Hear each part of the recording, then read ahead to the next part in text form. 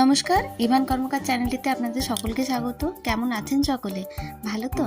আজকে ইভানের মামা ভাত খাওয়ার জন্য ওর বন্ধুর বাড়ি যাবে। তো সকাল সকাল আমরা সমস্ত ব্যাগপত্র গুছিয়ে নিয়েছি আর উপরে সাজিয়ে দিয়েছি ইভানের টোপরটা। ইভান ঘুম থেকে উঠে পড়েছে, তো ওকে আমি একটু মুখটা পরিষ্কার করে দিচ্ছি, জিভ পরিষ্কার করে দিচ্ছি। প্রতিদিন সকালে ওর এটাই রুটিন। ওকে সকালে ঘুম থেকে তুলে আগে ওর মুখ, জিভ, হাত পা সমস্ত কিছু মুছিয়ে পরিষ্কার করে ওকে রেডি করে দিই। তারপর ও বাইরে একটু বেড়ে করতে যায়। দেখছেন তো কত দুষ্টু, আঙুলটা চিপে ধরে রেখে দিয়েছে। বন্ধুর বাড়ি যাওয়ার আগে ইভান বসে পড়েছে এক থালা মুড়ি নিয়ে। তো ও যেহেতু আগের দিন একাদশী ছিল, ব্রত করে তো বাড়ির বাইরে বেরোতে নেই, সেই জন্য ও আগে তার ব্রতটা ভঙ্গ করবে, তারপর বন্ধুর বাড়ি যাবে। তো ওর ব্রত ভঙ্গ করতে ওকে হেল্প করছে ওর মাসি ঠাম্মা।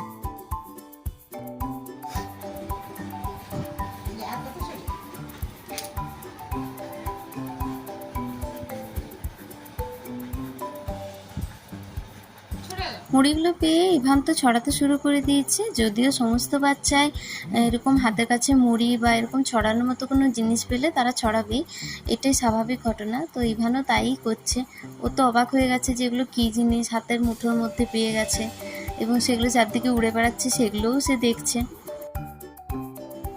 বাড়ি থেকে বেরোনোর সময় ইভান ঘুমিয়ে পড়েছিল। যদিও প্রতিবার এরকমই হয়, ও ঘুমানোর সময় এক জায়গা দেখে আর ঘুম থেকে উঠে আরেক জায়গা দেখে। ও চিনতে পারে না, রিলেট করতে পারে না, তো তখন একটু অসুবিধা হয়, 2-4 দিন সময় লাগে। তো আমি দিদাকে প্রণাম করে নিলাম, অর্থাৎ ইভানের বড় মাকে। তো এরপর আমরা বাড়ির থেকে বেরোচ্ছি।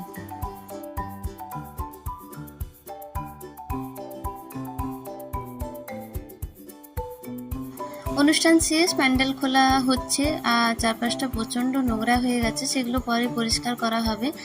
আর অনুষ্ঠান বাড়ি শেষ হয়ে যাওয়ার পর এটাই খুব দুঃখ লাগে, যখন সমস্ত প্যান্ডেল খোলা হয়ে যায়, ঘর শূন্য হয়ে যায়, তখন খুব খারাপ লাগে। ইভান তার বন্ধুর বাড়ি আসতে যাচ্ছে, ওই জন্য ঠাম্মা, ছোট ঠাম্মা, মাসি ঠাম্মা সকলে দাঁড়িয়ে আছে। আর অ্যাকচুয়ালি ওর মাসি ঠাম্মা আমাদের সাথে যাবেন।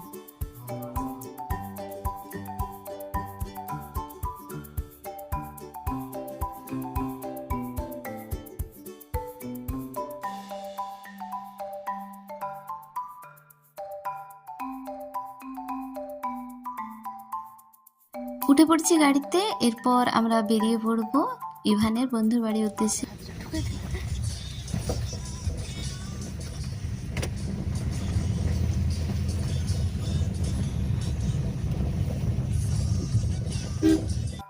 আমাদের সাথে ইভানের মাসি ঠাম্মা আর ইভানের পিসি, অর্থাৎ মাসি ঠাম্মা নিয়ে ওরাও যাচ্ছে।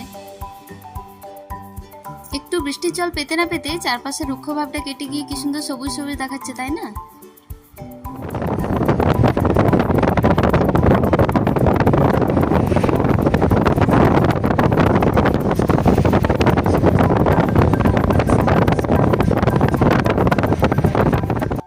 রাস্তার মাঝখানে একবার দাঁড়ানো হয়েছিল মিষ্টি নেওয়ার জন্য, আর ইভান ততক্ষণে উঠে পড়েছে।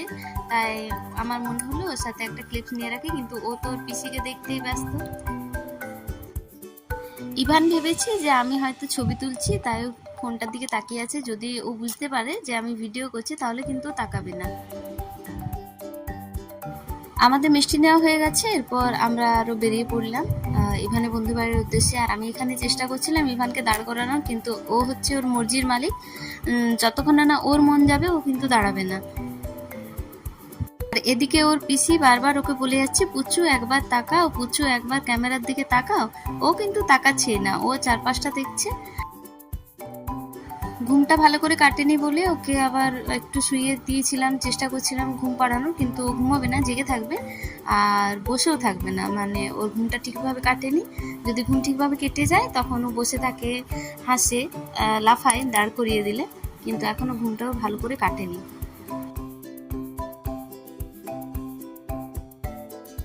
অনেকক্ষণ মায়ের কোলে থাকার পর এরপর ইভান ওর বাবার কোলে বসে পড়েছে।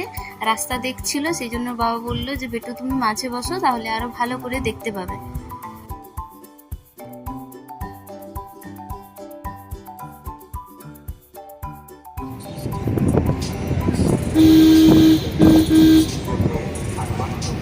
আমরা প্রায় পৌঁছে গেছি, আর একটুখানি রাস্তা বাকি আছে।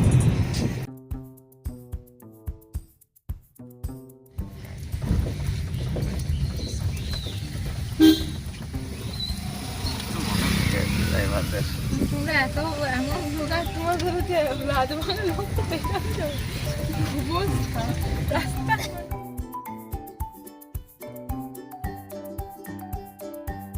তো দেখতে দেখতে আমরা পৌঁছে গেলাম ইভানের বন্ধুর বাড়িতে। বাড়ি থেকে বেরোনোর সময় ইভান ঘুমন্ত অবস্থায় থাকলেও বন্ধুর বাড়িতে পৌঁছে ও কিন্তু জেগেই আছে। আর আজকে খুব গরম, প্রচণ্ড রোদ। সকাল সকাল বেরিয়েছি কিন্তু প্রচণ্ড রোদ লাগছিল, আর একটুখানি বৃষ্টি হয়ে যাওয়ার কারণে গরমটা আরও বেশি বেড়ে গেছে।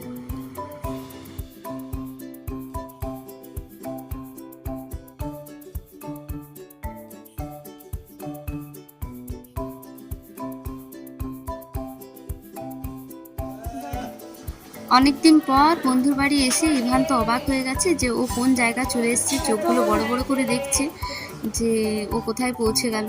ঘুমিয়ে ছিল বাড়িতে আর পৌঁছে গেছে বন্ধুর বাড়িতে। এই যে ইভান এরপর শুয়ে পড়ছে, রেস্ট নিচ্ছে। আসলে অনেকটা জার্নি করে এসেছে তো, ও সচরাচর জার্নি করার অভ্যেস নেই, সে কারণে ও একটু টায়ার্ড হয়ে গেছে। তো কেমন লাগলো ব্লগটা অবশ্যই জানাবেন সকলে। দেখা হচ্ছে পরবর্তী ব্লগে, ততক্ষণের জন্য টাটা, বাই বাই। সকলে ভালো থাকবেন, সুস্থ থাকবেন। আর যদি ভালো লেগে থাকে অবশ্যই কমেন্ট করে জানাবেন, অপেক্ষায় থাকবো। ততক্ষণের জন্য বাই বাই।